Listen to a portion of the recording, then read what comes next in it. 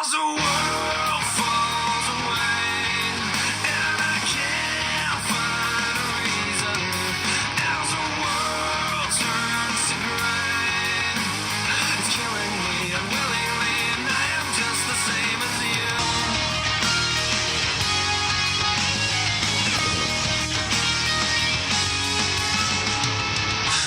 Drake and Josh The Bet is one of the best episodes that Drake and Josh has ever did. For so many reasons. The comedy is great and the concept is just genius. For still being one of the earlier episodes of the show, since, well, season 1 has 6 episodes and this is the 7th episode of the show in general, I can guarantee you that they probably put more effort onto the later seasons than the earlier seasons. Now, the mother told him to use an umbrella and then walk Megan back from her friend's house. However, due to Drake being addicted to food and Josh playing video games, they completely forgot about it. This causes them to be grounded, and they decide to make a bet. The bet is that whoever caved first, they have to dye their hair. So no video games for Josh and no junk food for Drake. And they have to sign a contract. Now on paper, you think that this is going to be cliched. I mean, you're going to notice that someone's going to win, but the thing is, it really works here because they have to go through various situations like doing alternatives in order to get away from the situation that they're trying to avoid. Believe me, video games, you have to admit that video games are very addictive. And as for junk food, oh boy, junk food. Even if it's bad for you, it still tastes so good. I really like this idea of having video games and junk food be in a bet where they can't do any of those. Well, not really, but you know what I mean. Remember when I said that Josh's character slowly improves? Well, since we're finally in season 2, it really shows. I mean, he pressed so many buttons because he was so bored to death. And then when Drake completely comes in, this is beyond intense for both of them. And they really need to try their best in order to survive, in order to win the bet.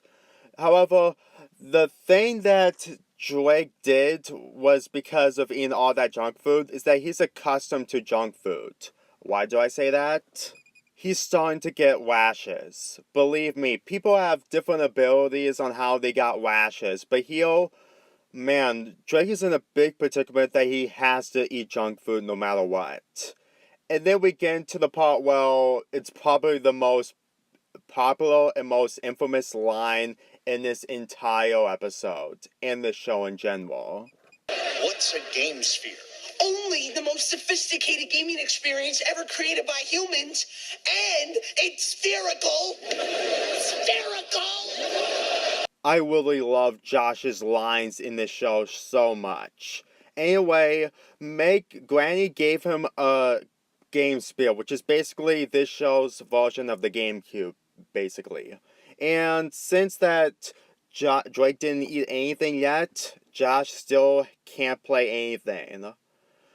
Oh my god, you see what I mean? That this bet is just getting very complicated between these two? Because nearly at the end of this episode, Megan convinces both of them to make them cave. Which she succeeds, but both of them cave at the same time. So which means that both of their hairs need to be dyed pink. And also their parents, because Dad bet on Drake and then Mom bet on Josh to win. Yeah, so everyone except Megan get their hair dyed at the end of this episode. Obviously, this is the best day of Megan's life, I guess, since she's right. Just to be quite honest with you, Megan didn't do anything wrong other than making a contract for Drake and Josh, and her parents. So to be quite honest, she's tolerable in this. So overall, this episode was really enjoyable. Especially that Josh made this entire room out of candy. Yeah, he really did his best to make Drake cave no matter what. But it didn't turn out well until they reached to the breaking point. The jokes here are very genius. The scene where they go to school, due to Josh's addiction to video games, he completely loses it during class. And as for Drake, well, He just scared the teacher away. That's basically all he did. But, you know, that's what happens when you have an ugly face with zits and stuff. So overall, I really enjoyed this episode, and it's probably one of the biggest reasons as to why Drake and Josh is a very great show. They really took the advantage of making this cliche plot into pure gold. Believe me, I really enjoy everything with the parodies of Willy Wonka and the ideas of what they can do with the situations that Josh and Drake is in during this entire bet. So overall, I give this episode an 8 out of 10.